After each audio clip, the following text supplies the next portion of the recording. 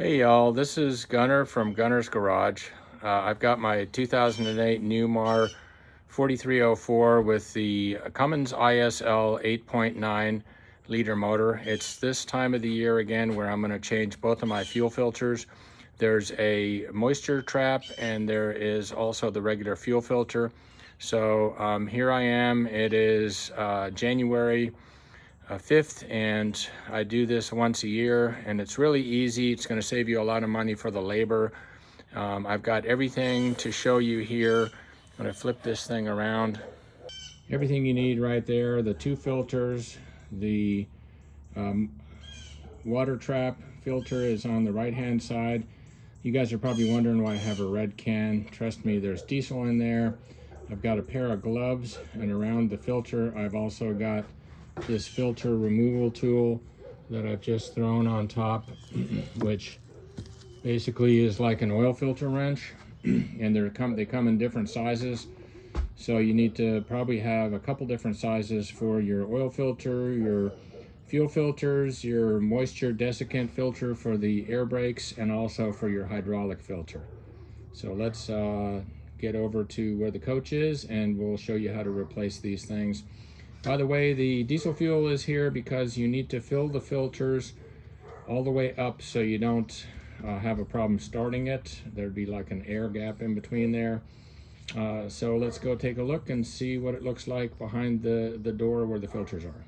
Okay folks, here we are at the passenger far rear compartment. That's where the battery tray pulls out with the house and the chassis batteries. And as you can see, the filters are easily accessible right under the battery tray. That's your water separator on the right and your regular fuel filter on the left, as well as the air brake desiccant moisture trap filter. And next to that, it's kind of hard to see, but there is also a separate spin-on filter for the hydraulic system. So with that said, let's give this a shot.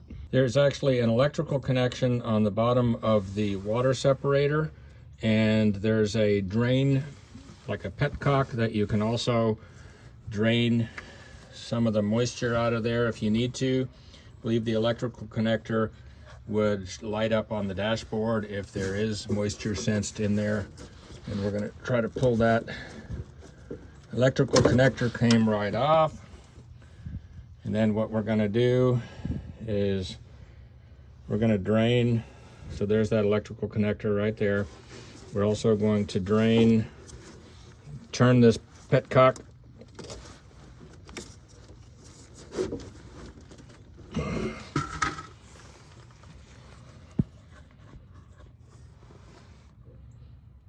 There's that petcock. I'm gonna probably have to get a pair of pliers. I was able to get a pair of pliers in there. There's a little bit of a tight squeeze, so I loosened up the petcock on the bottom so that I could open it up with my hand. And then you're gonna see the fluid is running into a bucket that I placed underneath there. And that's gonna relieve some of the pressure also, so that fuel doesn't get all over you. And also collecting the fuel in some sort of container is much better for the environment. So here we go. As soon as this has completely drained, then I'm going to put on my strap tool, my oil filter wrench type tool, and we're going to pull that fuel filter separator off of there.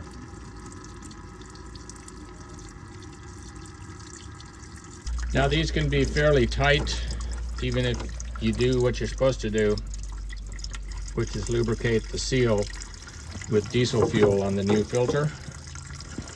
Nonetheless, once you get going, it comes off, turns pretty easily, free by hand at that point.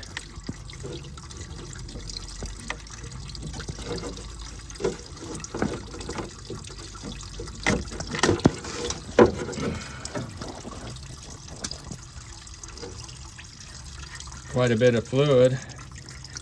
I guess that's the penalty you have to pay for keeping your fuel going to your injector rails clean. Unfortunately, I can't really use it for anything else after that.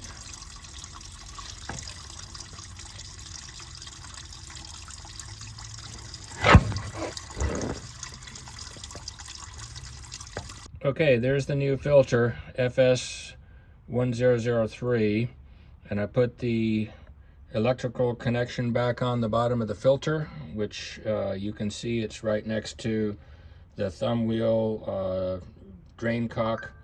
And now we got the filter filled with diesel fuel, and now we're going to go ahead and start the engine and see if there's any leaks, and then we'll go on to the second filter. Okay, here we go. Got the key turned on.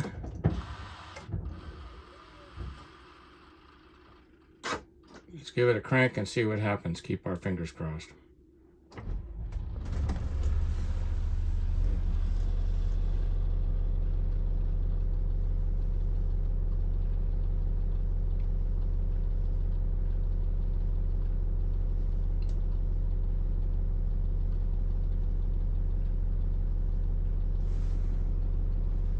I don't see any funny lights.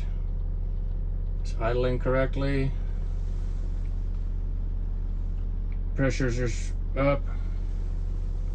I think we were successful with that one. To run, you can see my fuel average, 6.4 on the lyometer. Okay, let's go back there and check it out. Okay folks, it looks dry here. I don't see any leaks anywhere, so that's a success story.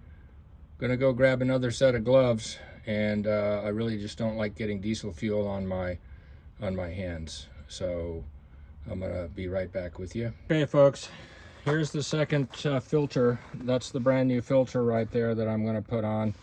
As you can see, I've got a rubber plug that I put in the center because I'm gonna fill this thing with diesel fuel. It's an FF5488 Fleet Guard. Fleet Guard is the brand that Cummins endorses and uses. Now, you're not supposed to put any fuel into the center hole of this thing. So you're supposed to pour fuel in there on the outside holes, and the center hole is where the filtered fuel comes out and goes to your injector rail.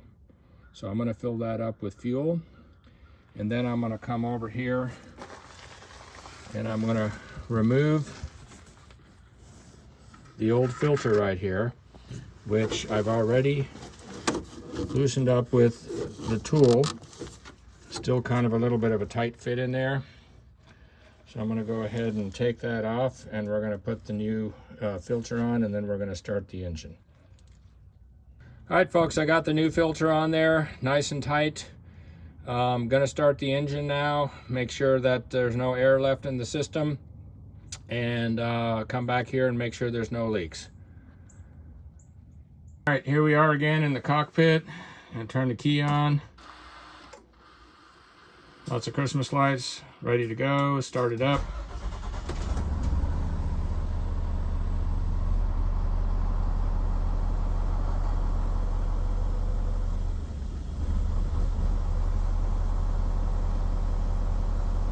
Get a little hiccup there for a second. It must have got like a little bit of air out of the system. It's running. No further indications that it's going to stall.